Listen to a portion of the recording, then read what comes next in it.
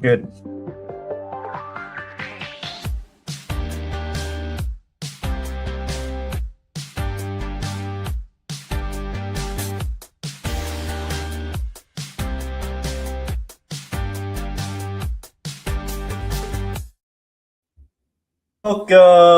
Welcome everybody. Welcome back to Den Excelsior, the mostly Marvel podcast.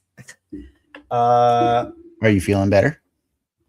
I am. Oh my god! Like I had like the worst. What was it, like a 4-day weekend? Like 2 weeks ago, 3-day Yeah. weekend.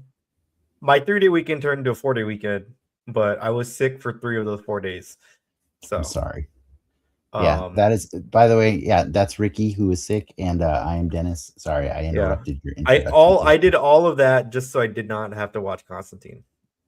I'm kidding. Yeah, that's sorry. That's I was just like letting people know why we've been gone for so long because we had to let Ricky recover. We were supposed to do a show last week for Constantine, but you know, life takes over sometime. Do you know what you had? Was it just No, like the it was flu? super weird. I went um went golfing on one of the days in the weekend and the morning, and then at night, like it just hit me like a truck, and it was a little sore throat, a little sneeziness. It wasn't COVID. I did Mhm. test for that. But so the also fucked up thing that sucked during that whole ordeal is I had gotten new golf shoes. So I wore them while I played. And you puked on them. No, they Oh, they were I guess too small, we'll say. oh, So and we were, typically when you golf, you can ride in the cart or you can walk the whole thing. And I'm like, yeah, we're yeah, gonna yeah. walk the whole thing. So we walked this whole thing in shoes that were too tight. And Mm. they like sandpapered the back of my heels bare. Like my socks were like pools of blood. Ew. And I just kind of like, okay, I'm just gonna keep grinding through this game because might as well. Like it hurts so bad that it stopped hurting.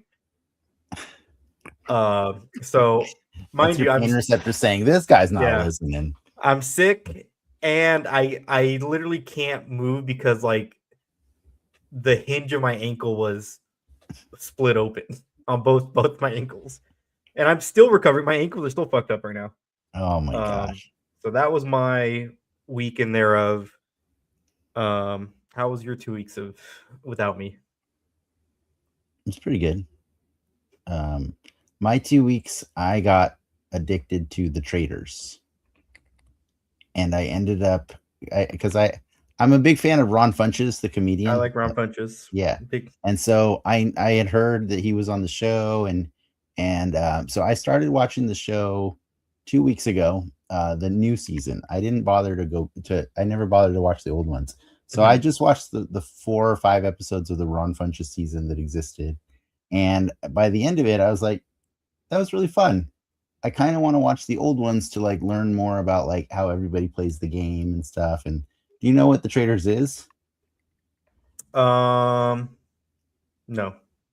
It's a game. It's a reality game show, but it's essentially it's Among Us or Werewolf or Mafia, whichever party game Oh, you've okay. ever played, Yeah.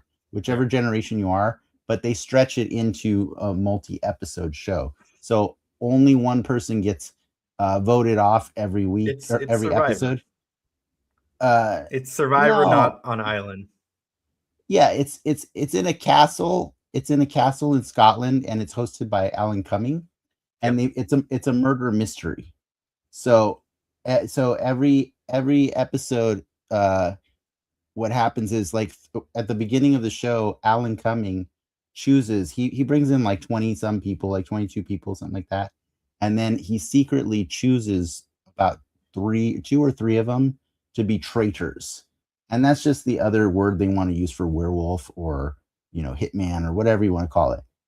The sus characters, and so every night they meet in a secret turret of the castle, and Mhm. they conspire and they deliberate and they decide on who they kill.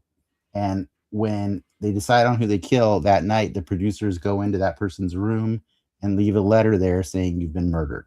and so they're immediately removed from the show. They don't get to say bye. They don't get to anything like that. And then the next day, they all come together and they wait to see who doesn't show in the room for breakfast, and then they start they start talking, they start like theory crafting, all this stuff, and then Alan Cumming interrupts them and he makes them go on a generic Survivor style mission, whatever.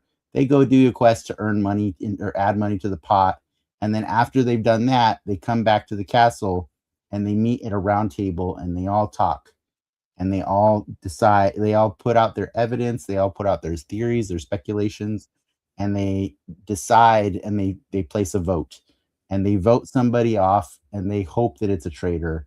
But statistically, when there's like 22 people and only 2 or 3 of them are traitors, you're going to vote off a lot of people that are not actually traitors. And Yeah, so there's Among Us. yes, it's exactly Among Us. And so there's a lot of emotions involved because they're spending days with each other, right? Like days and days and days. And so it gets pretty heated. It's pretty funny, but yeah, I loved it so much. Ron Funches he was so hilarious on that show because he just really, really was trying. Sometimes people go on a game show, reality people go on a game show because they want to get more famous. And sometimes people go because they really, really want to play that game. And what Ron Funches learned is multiple things about himself, but he learned that he's really not good at that game, but he really, really picks up on a lot of clues that are wrong. And 2, along the way, he actually ended up learning that he may be autistic. So he's actually come home and he's been getting the diagnosis to find out about Isn't that his himself. whole thing? Like his son's autistic, right? He's His son is big autistic, champion. but he has never gotten a diagnosis for No. himself. But based on the social interactions that he had on the traders and a lot of like supportive fans for him, on the internet, it encouraged him to go and actually begin the process of learning about himself. And I think that's a really cool thing because oh, go ahead. Sorry. well, I just think it's a cool thing because when you could take that a lot of different ways when you get like spoilers, he gets voted off that show at a certain point because they just don't like his vibe, like it just weirds him out, Well, and I figured you could come home and be very negative about that, or you could have a life-changing moment where you realize something about yourself and why you've never worked properly in social situations, you know what I mean? And like it's cool because he's learning about himself, and I think that's powerful. What were you gonna say? There's a football podcast I listen to, Mina Kimes, but she also does like show stuff too, and she had Ron Funches on her show talking about. She does a show on the traders. But I'm like, oh, this is 2 people I like now talking about stuff. So I am very interested in the traders. It's really cool, but but you know who Alan Cumming is, right? Yes, yeah, Nightcrawler. It's Nightcrawler. Yes, Nightcrawler. Yeah. So like, Ron Funches has a funny X-Men, or soon to be Nightcrawler again. Yeah, yeah, Nightcrawler again. Yeah. So the funniest thing about that show is like you can tell that because I have now watched, because you gave me the freedom to not do a show last week, I just binged Traders for 2 weeks, and I just finished catching up to all of it about an hour ago. And I think the coolest thing about it is you can tell that Alan Cumming picks the contestants based on his appreciation of reality TV. So it's just a mix. It's a weird social experiment because half of the people are like housewives, real housewives from blah blah blah. He's picking those people. What? He doesn't. Oh, he said he actually is. He actually does pick them. But the other people are people from like Big Brother or The Challenge or Survivor, and what you end up with is this weird social experiment where like they're only competing for $250,000. That is chump change compared to a lot of reality TV shows. I mean, Mr. Beast is over here giving people like $5 to $10 million on his show, right? 250,000 is not a lot for a Real Housewife of Beverly Hills. Do you know what I mean? Like, I'm not saying it's not a lot of money for somebody else, but like So that's what makes it interesting, is because some people are playing like they really need this money, and other people are playing like they could wipe their ass with this money. And that makes the whole dynamic really awkward and fun and cool. So you should check it out if especially for Ron Funches. He is a true, like, he came out really, really good out of that show. Like people love Ron Funches Oh, way more I now than will. they did. Yeah. Good. He deserves Trolls star Ron Funches. He is great. He is He's also excellent on that show. What's up? um. And then I watch wrestling. What else? And What?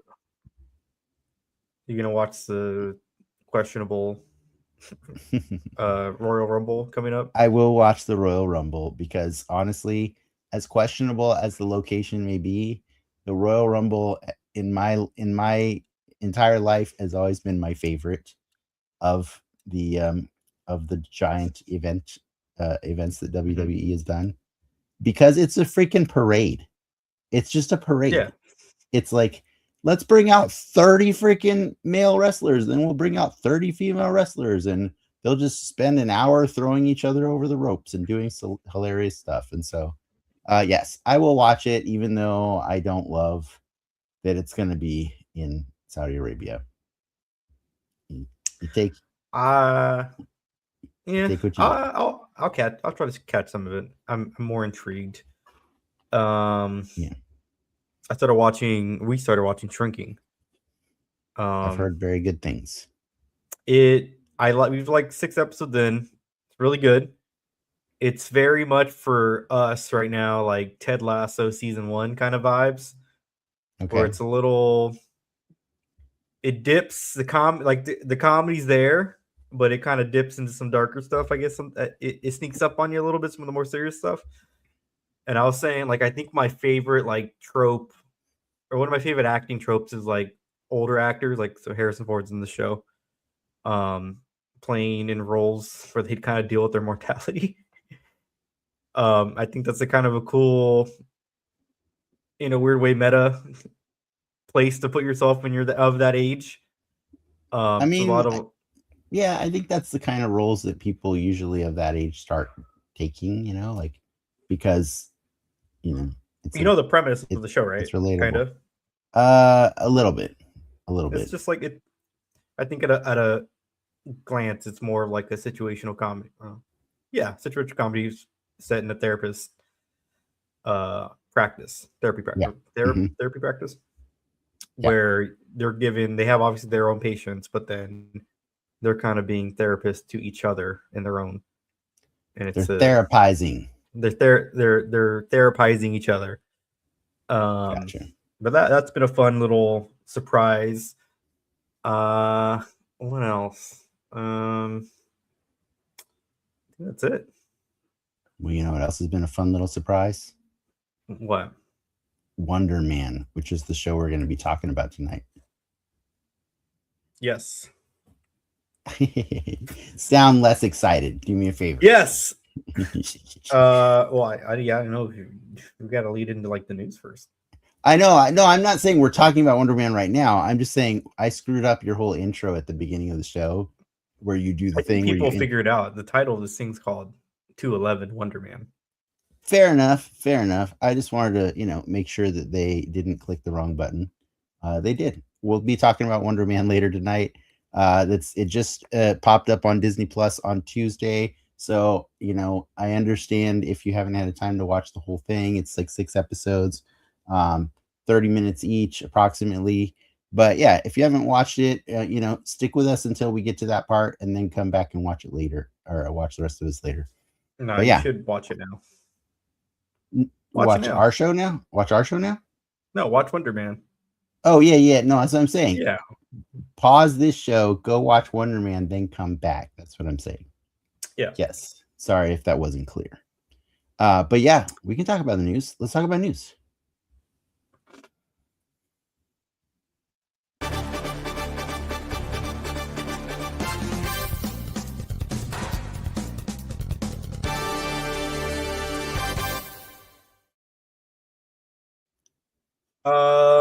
Toy Fair is around the corner.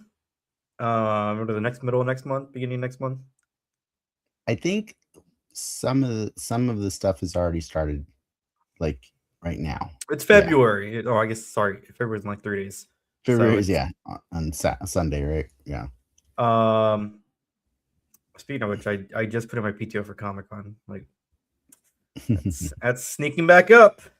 But ahead of the show in New York Toy Fair, we're getting some little releases here and there. Nothing on the Marvel side yet, but we got our first look at the DC side.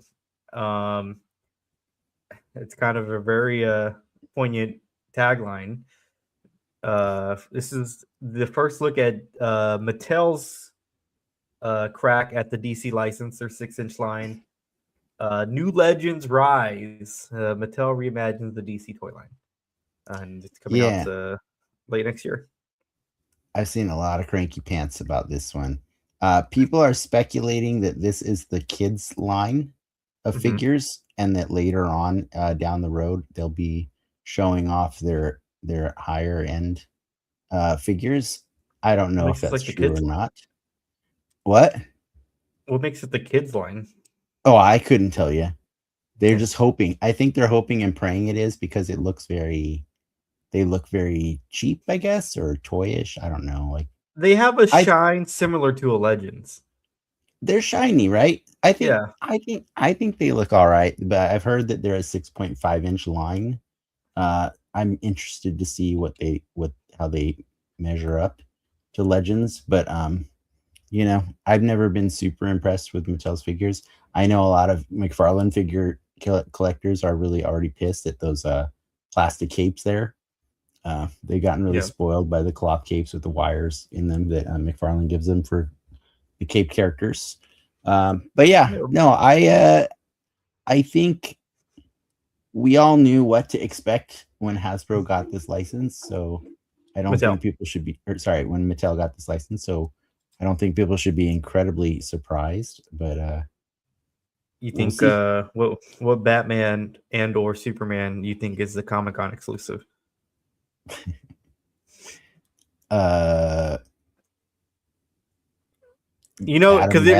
one is going to be one. I guess they do that, don't they? Yeah, it'll probably be like some iconic look that comes with an accessory that's stupid. I don't know. You caught me off guard, Ricky. I wasn't ready for that. Maybe the broken back Batman and the Doomsday Superman. How about that? Okay, sure, that works. Batman with crutches and stuff. Next, have there been crutches in the Marvel Legends line or in any of the toy lines? No, I want wheelchairs. Crutches. There are plenty of wheelchairs. Or a boot. No walkers. Give me a boot. No walkers yet either. I need a walker and crutches. Yeah. This past week we got some trailers. First up is the Masters of the Universe reboot coming out later this year. I realized it was it's directed by Travis Knight, who he did Bumblebee, which has probably 5 minutes of the best live action Transformers that we've gotten. Interesting. He did Bumblebee, huh? So he does get to play with toys again, just different different ones. Did you like this trailer? I did not like this trailer. I kind of did not like this trailer. Did you not like it because it's on Earth, or just not like the overall look? Yes. Okay. Yeah, I'm not a fan of the Earth stuff. I don't know why the original movie that we have a show on got kind of shit on. I feel pretty hard for having or being set on Earth. So it feels like it's a choice for them to like go back. You know what I mean? Yeah. But also to add to your point, like you asked me two questions and I said yes to both. I don't like the visual aesthetics of the movie either. I don't think I think it looks really CG, like really, like not in a good way. You know what I mean? But yes, the Earth stuff rubs me the wrong way, and I know there will probably be somebody at some point in the history of this video that jumps on this comment section and says, "But Adam's mom is from Earth." But you know what? That's never talked about in the cartoon for all of the years, and we all know that we want to see the cartoon. Okay, like we want to see the cartoon. That's what we want. Uh, We I want to see mean, it, yeah, in all its glory, and we want to see this. I don't want to see a story about Adam growing up longing for something more in Earth, like on Earth, because what's the spread? How much on Earth are you willing to tolerate? like 5 minutes. Okay, it Like could happen. I know it could happen. It could be like it's probably going to be like 15 or 20 minutes. Really, it's gonna be a waste. You know what I mean? Like Hmm. You got a battle I just cat in there. You got a I don't love triclops. I don't love that they had to make Prince Adam's outfit like a real world look, with like a salmon button up shirt, like that he wears to work and like white jeans. No, I wanted the super, super like flamboyant outfit that he actually wears in Eternia. He could get it. He could. He could. We'll see. Like I'm not saying like I'm going to be pissed if blah blah blah. I'm just saying I wasn't impressed by the trailer. That's all I'm saying, really. Fair enough. Yeah.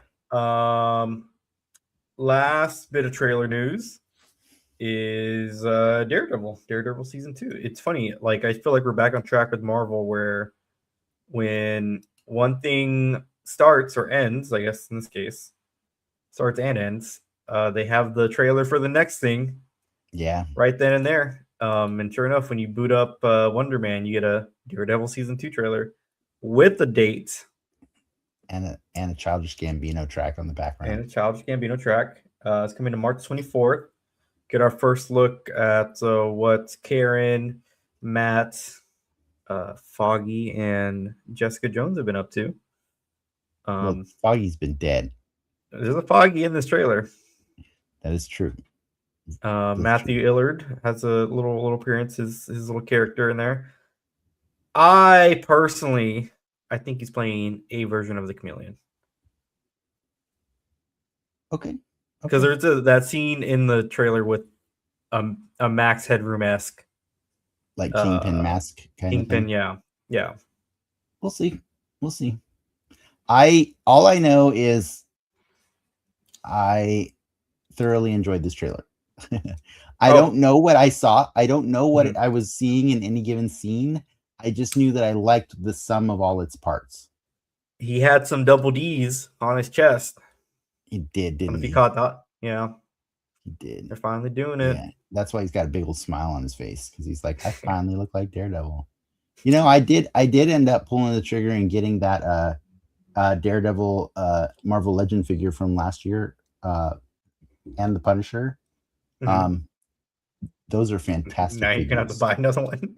They are fantastic. I'm just saying, like, normally I don't like MCU, like the athletic characters, because like they don't hit the poses that you need them to.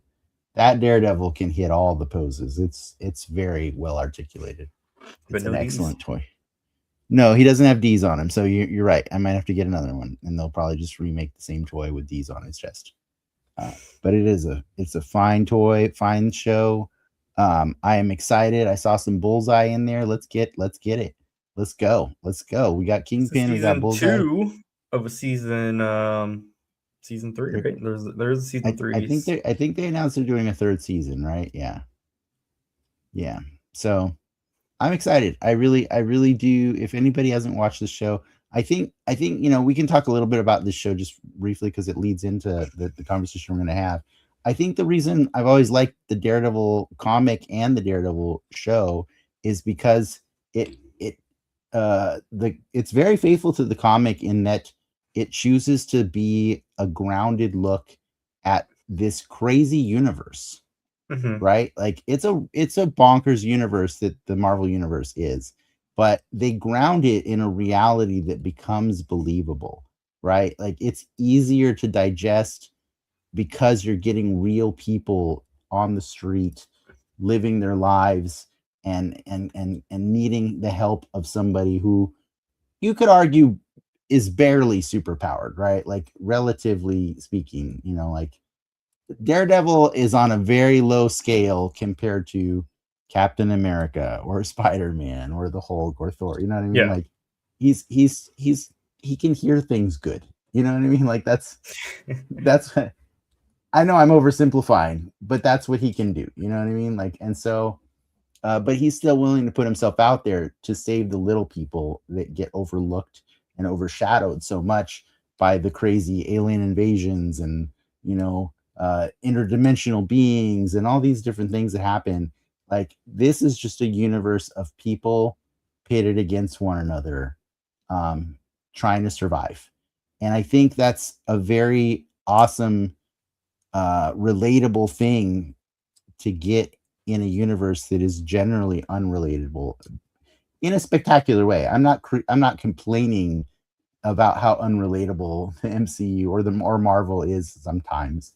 We like wondrous stories, we do, but sometimes we also like stories that we can invest in because the characters, we see something in them that we see in ourselves or something like that, and so that is my segue into Wonder Man, if you'd like.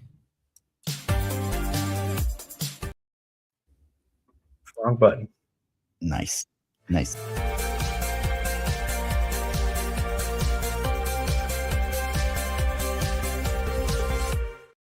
Take it away, Ricky.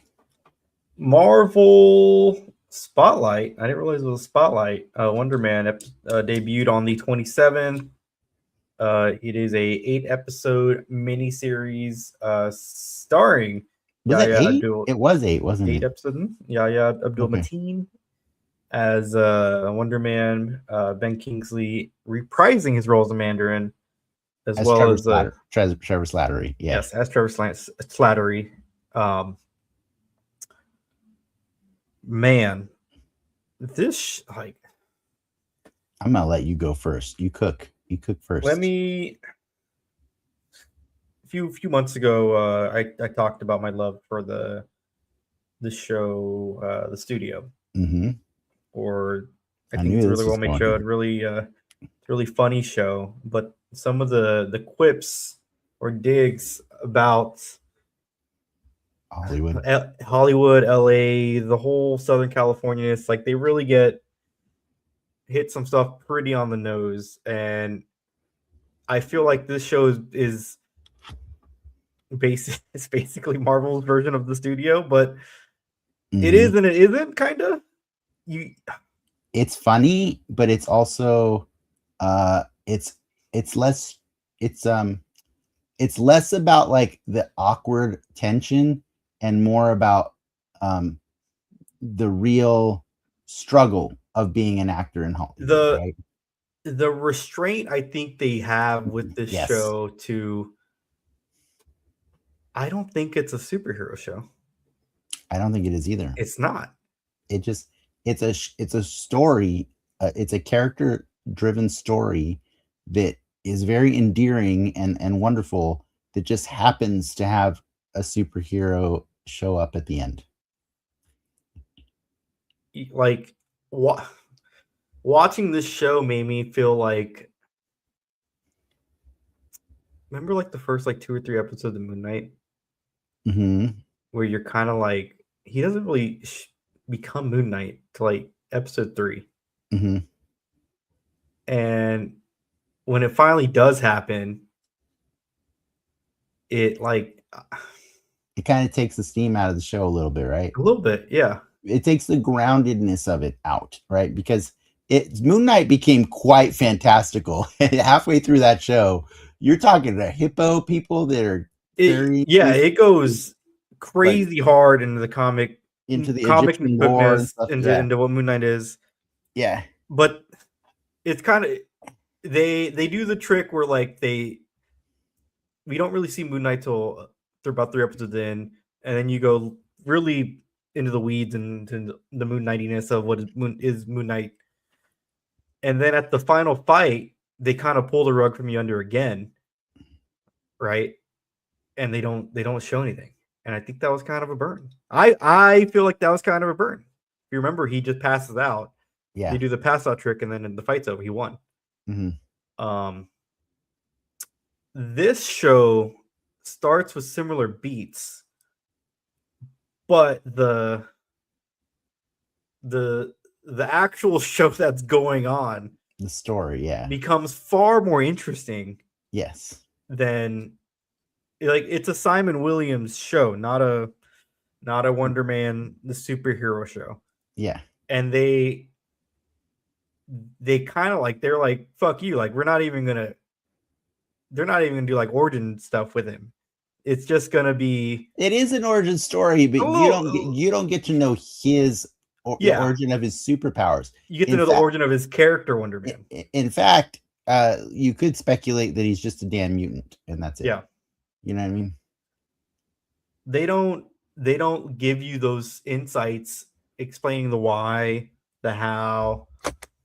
It just is. And we're not even, like, this is a thing Simon, it's like almost like an illness Simon has to deal with in pursuit of his dream of acting, rather than him trying to find some higher calling to become heroic, right? This is not a hero's journey in that sense. Kinda. I would argue that it's a hero's journey. But yeah, it's not like, I think what we're saying is, if you're here to watch another standard Marvel story, be cautious. Like, it is not the thing you're expecting it to be. If you're expecting some really beautifully told buddy comedy about the navigating the landscape of being a struggling actor in Hollywood, but also with the little twist of being a superpowered actor in the Marvel universe and what that means, right? Like, I think you're in for a treat, because it's just not like anything else that's in Marvel. And honestly, that is why I love it so much, because this show is everything that I wished, I dreamed that Agents of S.H.I.E.L.D. would have been. You remember the Marvel one-shots? I know we've talked about those a few times. I think those are some of the most awesome little stories told in the Marvel universe.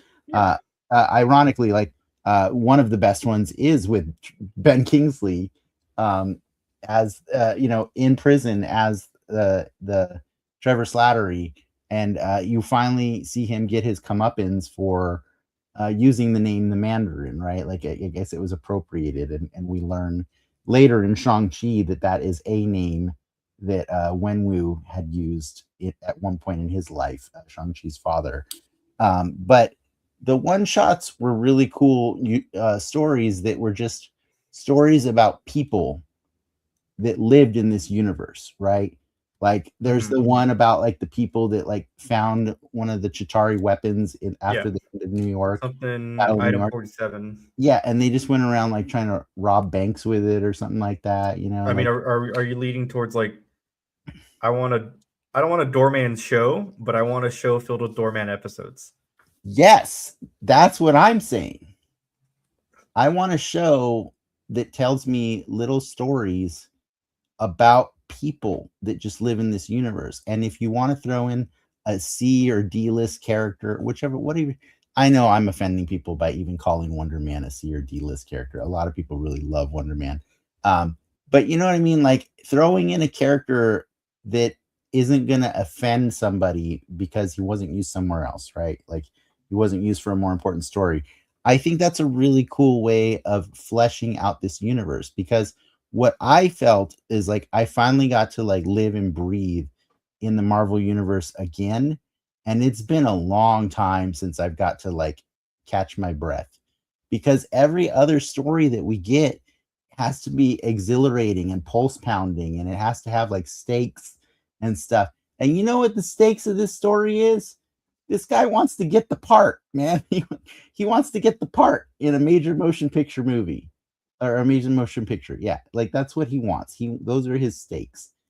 Are there other stakes? Yes, there are. But like at the end of the day, the central character is just trying to be Trying to in the make it in Hollywood. Yes, exactly. He's trying to exist in this world and while hiding a secret, right? He's hiding a secret that he has powers that he doesn't understand, but he knows that when he gets super emotional, it triggers them and it causes them to destroy stuff, right?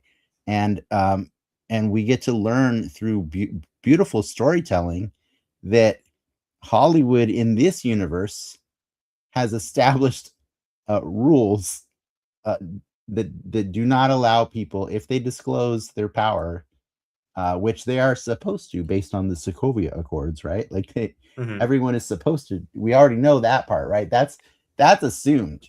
So like, if you know that you're supposed to disclose your powers, and then if you go and audition for or try to take a role in Hollywood, you have to disclose that you're super powered, and if so, you're not getting a job in Hollywood unless they really really like you, because the insurance premiums are through the roof, right? Like that's basically what we learned, and we learned that with a little interlude that was super awesome. It's just a whole episode just devoted to this man that was dubbed the Doorman. And I love that episode because we get little Marvel bits, right? He goes out, finds some waste in the dumpster, labeled Roxxon, which Roxxon is responsible for so many of the random little just another accidents. evil corporation. Their label has been peppered throughout the MCU. They were in Miss Marvel, right? They're probably in Miss Marvel. They were in Captain Carter. They were in the background of Captain America, the first movie. I think they've been in the background of some Spider-Man movies. They were in the Cloak and Dagger show, which you can choose whether or not that exists in the MCU or not. But Roxxon's just an evil, mega corporation that just does all kinds of bad things, generically bad things. But anyways, Doorman finds some sludge that's pouring out of a container from Roxxon, touches it. Next thing you know, he has some bonkers power to go that he can create doors, right? He can people can pass through him, whatever. He ends up saving Josh Gad and a bunch of people from a fire. And when I say Josh Gad, I mean Josh Gad playing himself. You know what's crazy? Like not to spin it off real quick. There was like a nightclub fire like in Sweden. Yeah. For New Year's, that was really bad. Okay. And I'm like, oh man, they like kind of dodged a bullet with this show. If it had come out, the timing. Timing, yeah. Yeah. Or maybe they banked on people not knowing about that. So it was pretty big news. A lot of people died. I didn't hear about it, so it didn't affect me in that way. But yeah, and so like we end up getting a story about this guy who has superpowers, and we see the rise and fall of a celebrity, right? We see somebody get there. It's basically like the Hawk-Tuah girl, like of Marvel, right? Like he starts. It's like a weird, almost Black Mirror type episode. Yeah, it is, and he gets super famous for this thing that he didn't mean to do. He didn't know, and then next thing you know, he's in everything. Next thing you know, he's got a chemical dependency. He's an alcoholic, and it all ends in poor Josh Gad just does not exist in the MCU anymore, right? Like he's just gone. Like no more Olaf. They can't do Frozen sequels with Josh Gad as Olaf in the MCU. And because of that, we learn that is why Simon Williams in the present time is deadly afraid of disclosing this secret, because his dream in life is to be an actor. And the whole show is just a masterful like story about his life and why he wants to be an actor. And also like there's this other layer to it, which is he cares so much about acting that the man self-sabotages. right? Yeah, He yeah, he's self-sabotages. full. I don't say method, but he's It's not that definitely he's he's in his method. head a lot about his characters, and Yeah, at some point he becomes his own burden he when he's he acting. he has so much principles, like so many principles when it comes to the craft of acting, that he's not willing to sacrifice them, and to the detriment of him getting work, right? Like we see him at the start of the show. He has a job. It's a day player job on the set of American Horror Story. And he gives them so many notes because he truly wants to give the best performance he can, that by the end of his like 18th note, they just send a production assistant or a producer to the set, and they kindly fire him from the job, right? And what I think so beautiful about that is it actually plays into the finale of the story, because he finally does achieve his dream. Spoiler alert, by the way. He achieves his dream, but it's at the cost of Trevor Slattery, right? Because Trevor has his own story going on. Like, Hmm. it's a redemption arc for Trevor Slattery as well, Yeah, this story. Like, and I think that's a beautiful thing because, like, you know that I love Iron Man 3. I think it's I think it's a redemption, obviously, for his character in both senses, right? Like I feel like obviously he did this terrible thing in Iron Man 3, and he pops up again in Shang Chi, and and in a I one shot and in a one shot. and Yeah. in a one shot and Shang Chi. I would But he's not public redeemed in Shang-Chi. no. Well, He's the comic his relief. his his character, yeah, in Shang Chi is not redeemed. He's the butt of a lot of jokes for the middle of the more. I don't know where the fuck Morris is. Um, but I think people maybe came out of Shang Chi with a negative taste of his character, like the actual Right. character at that point. So when he was first tied to this show, it's almost like, oh, I don't know if I want to do that again. But But he saw something in the show. everyone forgets that Sir Ben Kingsley. yeah, Sir Ben Kingsley playing this character. This That man, dude, you're too young, but when I was a kid, this man played Gandhi. Okay? yeah, Like, I've he seen played Gandhi. Gandhi. Like, you've seen Gandhi? Yes, Oh, like yeah, I don't know what your generation watches, we have okay? to Like, watch it for school. oh, I never had to watch Gandhi for No, school. It was just the thing that was on HBO back when I was a kid. Like, um, yeah. Well, that's cool. Good for you. I'm glad you watched Gandhi. It's a good movie. I've seen other Ben Kingsley movies, I man. know, but that's like one of his most iconic Yeah, performances yeah, yeah, ever, yeah. and it was at a very young point in his life, relatively speaking. You But know, you get this almost meta-ness of his character going through his own struggles and finding a way. Like, he's, do I betray my friend now? Do I not betray my friend? Mixed in with, like, he's also going for the role, right? he still wants to be an actor He still because wants to be an actor. he He has one more. He's still got some life left in his career. he hasn't come out from under the shadow of playing the Mandarin. Like, right? Like, he's still Yeah, like, that's still his most famous performance, and it's more like most infamous, right? Like there's people that are like, wow, I really liked him. What have I seen him in? I think he used to be a terrorist. Like, it plays for jokes, but at the same time, this is this man's life. He can't, he wants, he, you, and believe me, if Iron Man 3 didn't do much for the character of Mandarin, it definitely established that Trevor Slattery loves being an actor. Like, yeah. we got that from Iron Man 3. And that's been the joke ever since, right? Is he's constantly name dropping actors that he knows from all of the past of Hollywood. He's constantly like talking about like roles that he had in famous movies and plays and stuff. He's an actor's actor kind of guy. And so Mhm. he has a lot to offer, but he doesn't have a lot to offer Iron Man, or he doesn't have a lot to offer Shang-Chi. You know what I mean? But this is the first time that we see Trevor, and he actually has a lot to offer somebody like Simon Williams, right? he has a wealth of experience to impart wisdom on him, and he chooses to do that, and in that he finds a kindred spirit because he sees the passion that Simon has.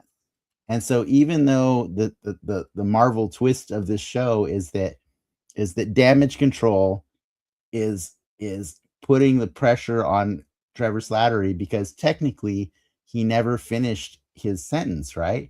Because in the one shot, he was kidnapped by the Mandarin straight from prison. And then in Shang-Chi, we find out that he's in a pocket dimension dungeon.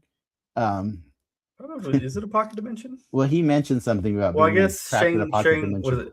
Not Shangri. What's the Yeah, it's a Shang? pocket dimension, right? Like That the whole city's like in a weird little. yeah.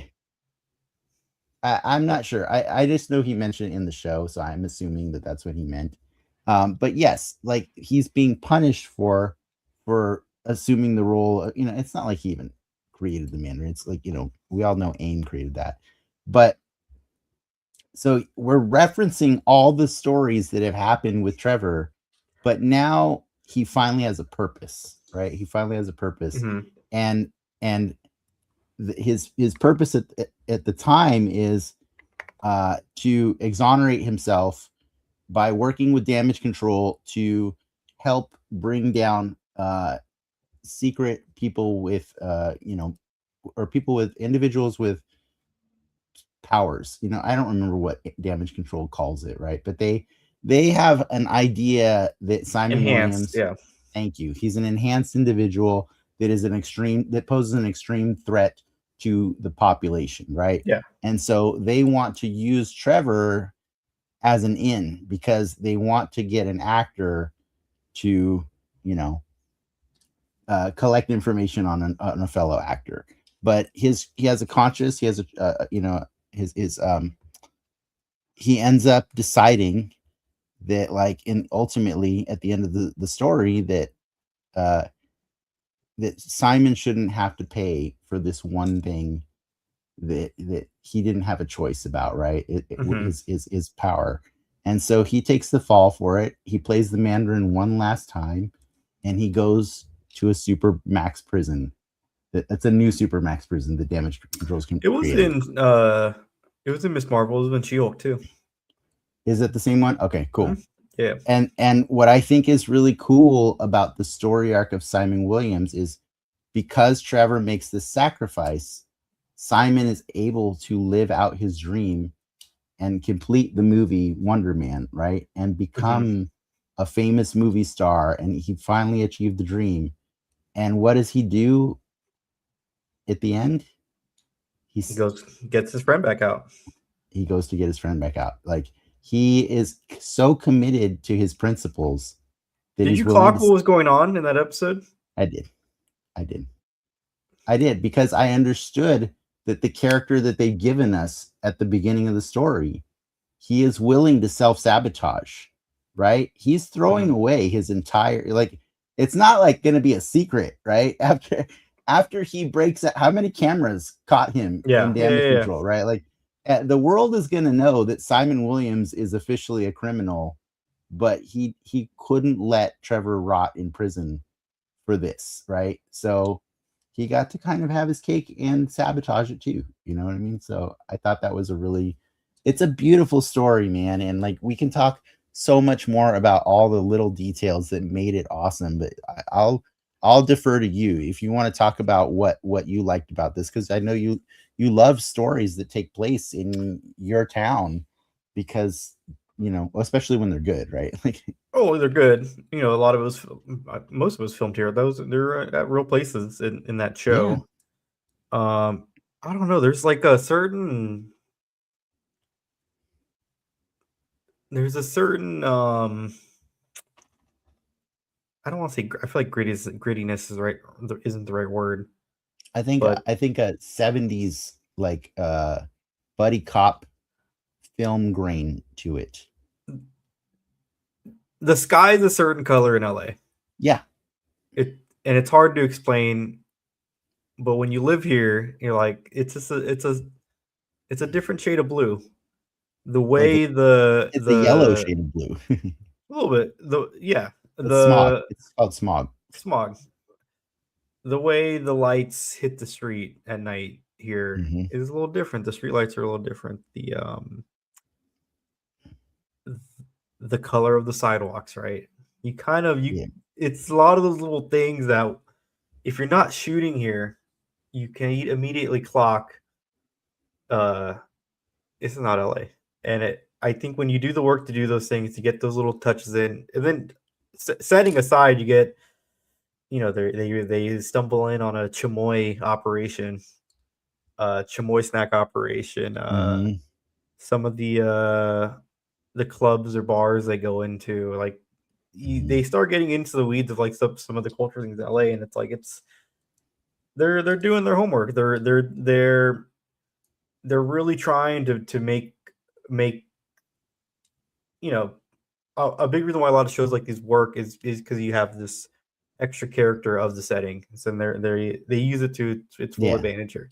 And they go to The Pacoima, like in yeah, the cinematography like in this show really captures the feeling of the world that they're living in, right? Like, and it feels real, right? Because we know these places. Like you said, they go to Pacoima, they go to like just not the fancy parts of Hollywood, just like regular ass Hollywood, like they're yeah, I totally feel you. The it's it's a gorgeous thing that they're doing with this show. and you I But mean you also had the extra layer of what is it, episode 3, when they go to Pacoima, and they meet Simon's mom, and you have this whole Wonder Man's Haitian, right? Like, mhm, and they lean into it. You have the mhm, food, you have the spread. They're speaking Creole, mhm. um, and it's this extra little like nugget, right? Of like, I almost want to say like fuck you. This is our Wonder Man. This is what we're gonna. This is not because he's an android in the comics, right? Simon Williams, actor, No, android. No, no, he's not Android. No, he becomes uh his consciousness is put into vision that's what it is. after he dies in the story. Yeah, yeah. But he's a very different character. I can give you the backstory of Wonder Man, and we can talk about like how ridiculous it is, and how they chose to just say screw all that, and let's just do our own thing. Mhm. But yes, to your point, like the birthday party at his mom's house is one of my favorite parts of the whole show, and it's because um, I I was becoming enamored with the character. I got to live in this character's life and be and understand who he is as a person, and see how he relates to his family, the struggles he has with his brother, right? Like how his brother doesn't believe that he thinks he's been wasting his time on this acting thing for his whole life. Um, all these little things reminded me of my favorite part of Shang-Chi, which is the first 30 minutes. Everything before the fight on the bus, it probably wasn't even 30 minutes, probably like 15 minutes, whatever. Yeah. When he's sitting at home with around the table eating breakfast with his family or whatever, best part of the whole movie. And so for me, like this show, it chose to give me so many more of those moments, right? That made me know who Simon Williams was as a person. And I feel like that's what we've been missing a lot lately in some of these characters, or some of these stories, because we want to get to the action, right? Like, Yeah. and we never got to the action in this show, right? Like, I think once in an alley, he got to do some He fighting for he like a he second. Like, he he his hands kind of shook and a little glow to him. His eyes got kind of bluish yeah, purple. yeah. But when did you become okay with the tease? And when did you know that the tease was all we were going to get for the whole show, pretty much? Oh, like the suit? Like everything, like just like when could you tell? I don't think we're really going to get a whole superhero action scene in this show. I think by the dinner, even though he does use his powers at the end of it, like you're like, this is a very different like thing, and it's like you kind they. I feel like the buildup is there in the beginning, but then they just start going so left in another direction that's far Like more interesting than any fight could be. like going to Joey Pants' house. Yeah, that you're just like, oh, this I don't even. I want to. I want to see what happens here. I don't want to see Isn't fighting and because isn't like that it by virtue in that itself just freaking awesome that it is you because like at the birthday party, right? They introduce his brother, Eric Williams, right? yeah, Yeah, he's the Grim who Reaper. is the Grim Reaper in Grim the Reaper in the comics. comics. So I was like, when he starts talking, like, "Oh, what do you work and whatnot?" He's just what is he, a CPA? Yeah, Uh, I think I can't remember what he does. Yeah, not it's a very any boring job. very boring. Does not work for any superhero agency or unknown. It's and you're like, oh, okay, but they don't remove the fact that they got beef. They're beefing, They do have beef. but you're like, oh, they're I don't think they're gonna fight in You know what I this love show. about that episode is how much they keep drawing your attention to that center aisle in the kitchen and Oh, how much effort Eric put into getting that for his mom installed for his mom. And then it hurt that much more when Simon powered up and accidentally just destroyed the whole thing. I was like, oh no, not the kitchen aisle. Like I felt so immersed in that story that I laughed at myself for lamenting the destruction of a kitchen island. Like that's so stupid. Like but it's funny. But yeah. Do you want me to go over the brief history really quickly of Wonder Man just so you know it? Do you like in the give me comics? like the paragraph. He was created by Baron Zemo for one. Okay. He was started out as a bad guy that was meant to infiltrate the Avengers Hmm. and with by demonstrating he had cool superpowers that were given to him by Zemo. But then he was like, oh, the Avengers are kind of cool, so he turned against Zemo, and then eventually he ended up dying, sacrificing himself.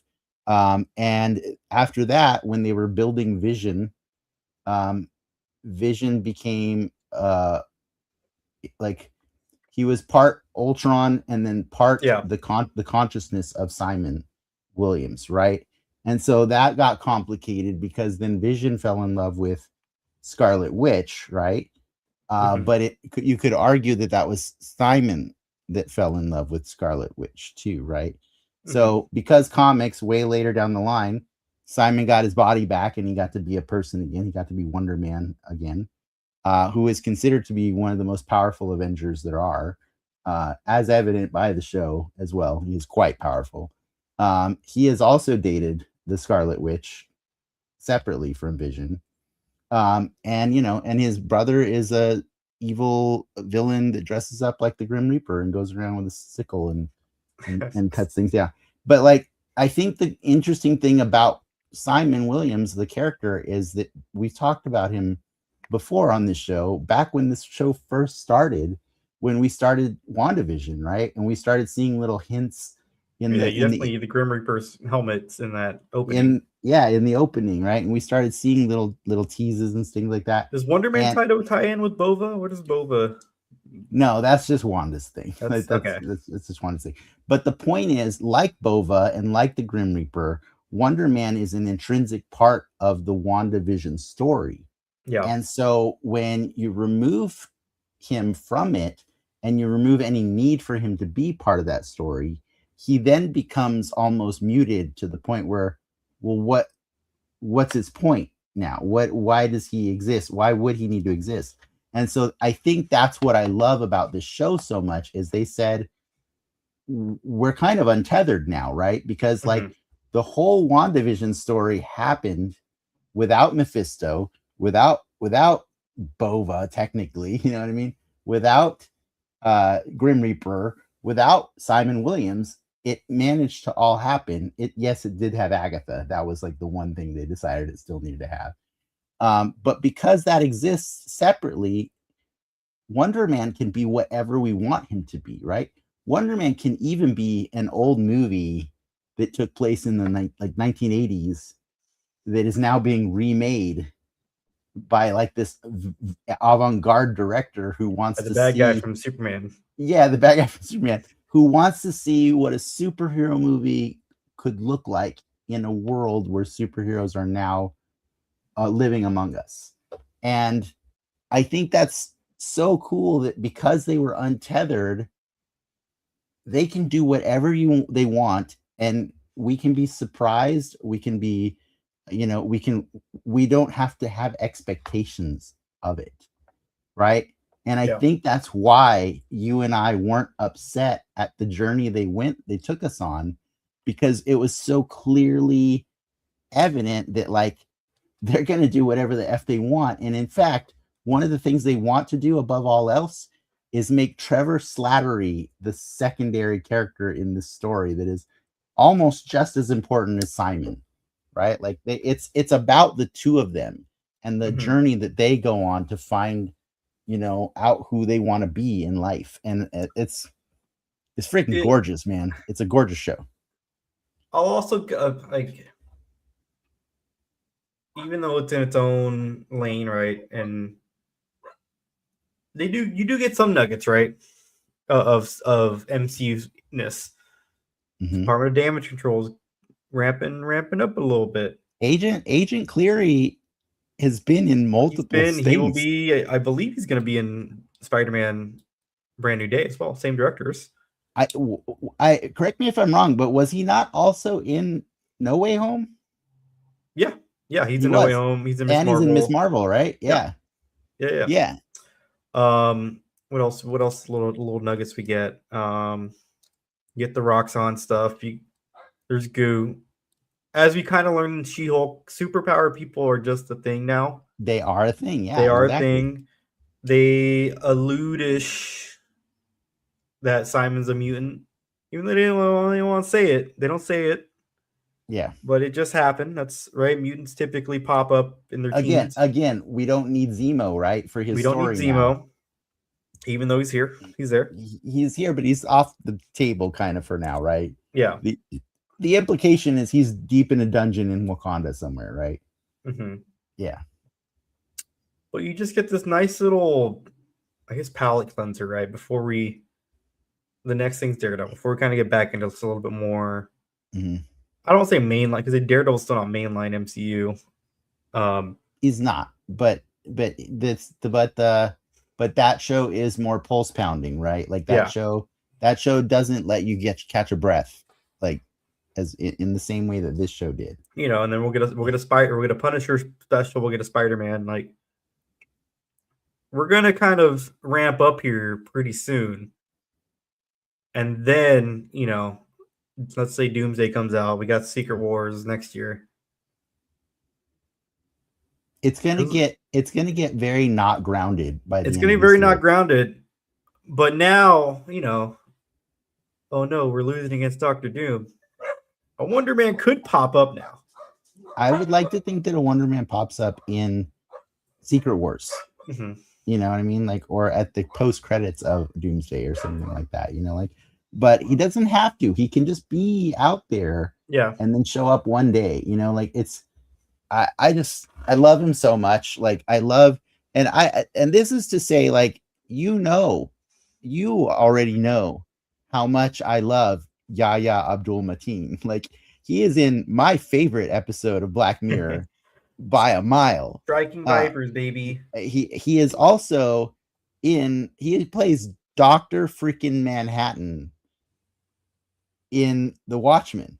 In the HBO, in the HBO series, he also plays Black Manta, but whatever. Like, but I'm saying, like, he is an amazing actor, and what he puts into this is no less than what he's put into some of his best performances to date. And then like, and that's not even to like say like this guy. I mean, what is his life? That he is acting opposite Sir Ben Kingsley for 7 episodes, because Doorman's a whole episode on its own, but like those two have so much chemistry together. That's how I feel, like, not to loop back, like when I watched Shrinking and with Harrison Ford and the people that he gets to play with, right? Jason Segel, it's like, man, how fucking cool it has to be. Yeah. To have like scenes with Harrison Ford, like that's that's crazy. And same thing, Sir Ben Kingsley. Like Yeah. they got this man to come back for a third time, put the hair and the wig on, and they let him loose. Through the framing of the show, you get to see some of the acting exercises, and it's one of my favorite bits from. I know you don't like Tarantino that much, but Once Upon What's a Time that? in Hollywood Yeah. is when they let Leo have that scene with the little girl, right? And you get to see Leo just chop it up for a 5-10 minute scene, and it's You've kind of seen this weird. you've seen one battle after another, right? Just making sure. I have not seen one battle. Wow. I'm waiting Watch on that one. that. Watch that freaking movie. But the Uh, meta-ness of that he's playing an actor on a redemption arc, saving his career with this performance, right? And you get a little bit of that same flavor with Ben Kingsley doing some of his exercise in this show. yeah. Um, it's a flex. It's a flex for sure. Yeah. And then as a nerdy like side geek out, what is it the 6th episode? Is it the callback episode where they all meet at Kovacs. Von Kovac's house to do their final like audition? Man, I nerded out so hard because the guy who played Richard, the one that Wonder Man punches the hole through his face Mm-hmm. in his dream, I love that guy. That man is named Simon Templeman in real life. That man is the actor who has played Kane in all of the Legacy of Kane video games. And I just love his voice so much.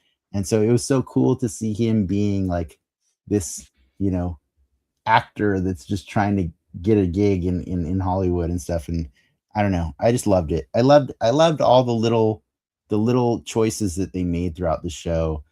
And honestly, at the end of the day, the suit was pretty badass too. Like the suit looked You good. got both. You got both versions, kind of. You got You got the both. actual suit with the glasses, and you got the turtleneck. Dude, not just the turtleneck. Like many of the outfits he was wearing throughout that show were nods to clothing that Simon has worn. Like all the double-breasted shirts and stuff like that. Mm-hmm. That was like his whole fashion or not double-breasted. I meant like double pocket. The double pocket. He had different shirts that he wore that were double pockets. Like because the costuming, the wardrobe people on this show, fantastic. The cinematographers, fantastic. The songs that they chose in every episode just tore at my heartstrings because it's stuff from my youth. I just can't sing the praises enough of this show. Like this is one of the best projects that the MCU has put out in freaking years. I like this better than Moon Knight. I like this better than Agatha. I liked it better than a lot of things. Not 97. Not better than 97. Like I'm just saying. It kind of like it has the Andor effect, right? Where it's so left field. I think what people think it is or what you think it is going on. Yeah, and it's a better show because of it. It's also I didn't realize this was a spotlight, but like they're dropping F-bombs, they're talking about drugs, like they're talking about some real shit in this show, and it just adds to this world. I feel like Stevie Nicks when she had coke blown up her bunghole. That is a line in this show, and it is better for it. I swear to God, like this show, too good. It's too good. So I think what we're trying to say, guys, is if you haven't seen Wonder Man and we didn't ruin it for you somehow, go watch it. But if you have, tell us in the comments what you liked about it so much, because like I do you want to see more stories like this? Like I do personally. Like this was if Agents of Shield would have been this, God, if they can get us another character to do a similar story like this with, I'm down. But I am very, give me the Doorman series, call it one shots. And and I want one shots. Yeah. You give me the rest of the Great Lakes Avengers. Give me a Flat Man. Give me all the weird bits. Let's get Squirrel Girl. But not too much Squirrel Girl. You know what I mean? Like just enough here and there. Like it's funny. It's funnier in doses. You know what I mean? I think that's the problem like we have with a lot of Marvel stuff is we kind of overdo it. Like I think to the point where like, you're a little Deadpool fatigued, right? Like you're it's too Yeah. much. It's too much. It's too much of a thing that's supposed to be a funny gimmick. You know what I mean? But yeah, the comedy, the writing like of this story, like the tone of the story is perfect. So let's just dial in on that and let's explore the lives of other people, that live in Explore that kind of lives of universe. people. Also, give me other. Well, give me the Midwest. Give me the. Give me. We got Chicago, but like, give me different parts of this universe, right? Like, I want to see all aspects of what living Yeah. in this world is, and Because we're getting there. I know that Falcon and the Winter Soldier tried. They Yeah, did try, but like what they did just felt a little. I felt like we glossed over the blip, right? We could have had a whole show about like what the blip yeah, did but to we're humanity. past the blip now. Like We are, we're past that, so that's okay. So let's live in the universe that's now past the blip yeah, because a lot of shit has happened in that universe, right? before it gets Battle World. I know, right? Right? Exactly. Yeah, we have a sweet spot here where once Battle World happens, it's like at some point the suicide rate in the MCU must be through the roof because like you got to just check out, right? You got to be like, okay, I'm done with these alien invasions. I'm done with demigods showing up and turning our planet into battle. People choosing to still live in New York. Yeah, Right? it's on you. Seriously. Yeah. All right. That's all I got to say We'll about the wrap show. this up. Do you want to do Constantine next week? We'll do Constantine next week, next Tuesday. We'll be back on our normal schedule. All right. Yeah, go watch Wonder Man. Go watch our show before or Mhm. after. And with that, true believers. Enough